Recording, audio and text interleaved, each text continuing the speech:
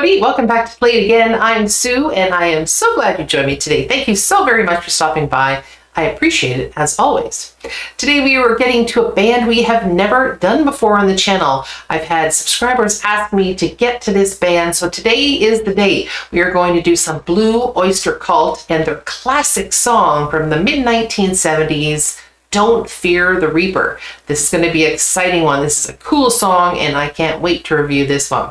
All right, before we get going though, if you could all like the video and subscribe to my channel. It only takes you a second, but it really does help me a ton. And if you really like what I'm doing, you can always click on that super thanks button. Here we go. This is the album version of the song, Blue Oyster Cult, Don't Fear the Reaper, and it's from 1976. All right, this should be a great one.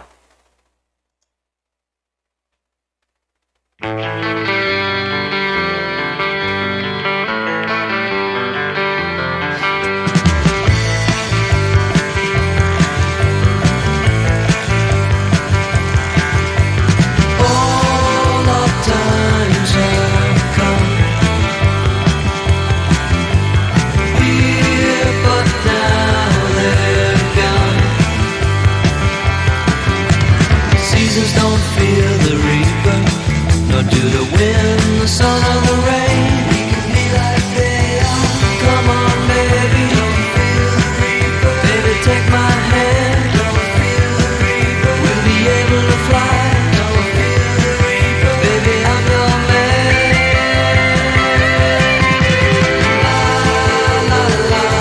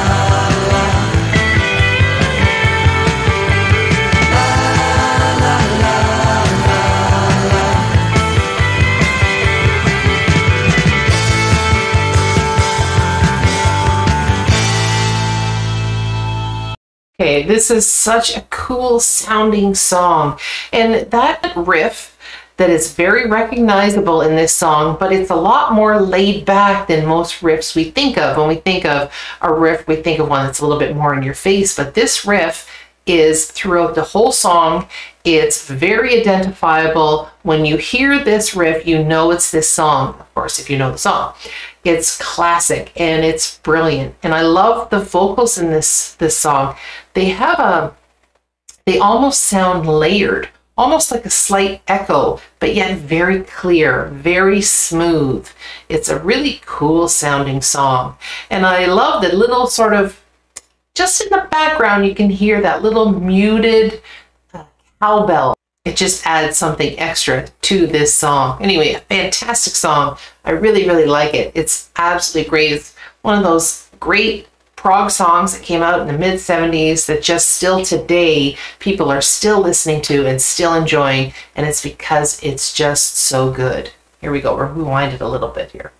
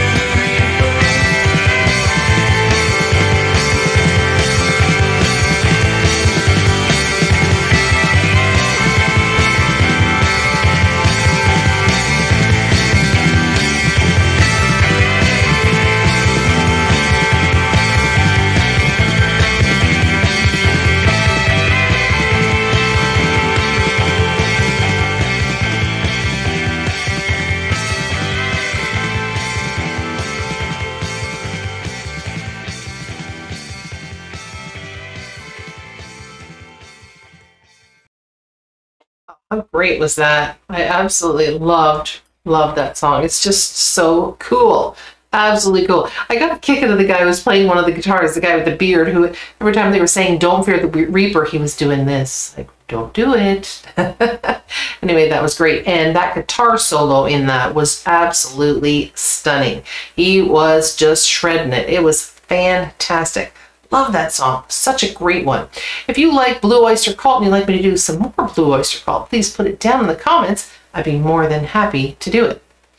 Anyway, my fun fact for the day is that Buck Dharma, he was the lead singer, and he's also the man who wrote this song.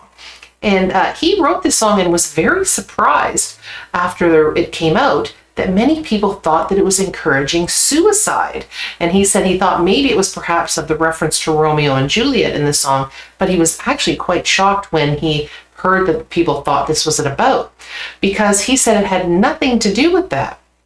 In fact, he said that he wrote this song because he had discovered that he had some heart problems. And as a result, he was starting to, his mind was starting to race and wander, and he was a little fearful. And he eventually kind of came to grips with this and wrote this song.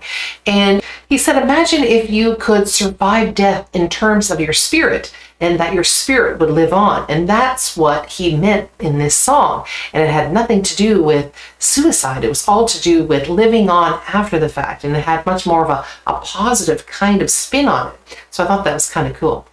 Anyway, I think that wraps it up for the day. So everybody have a joyful day, and I will see you all again next time. Bye-bye.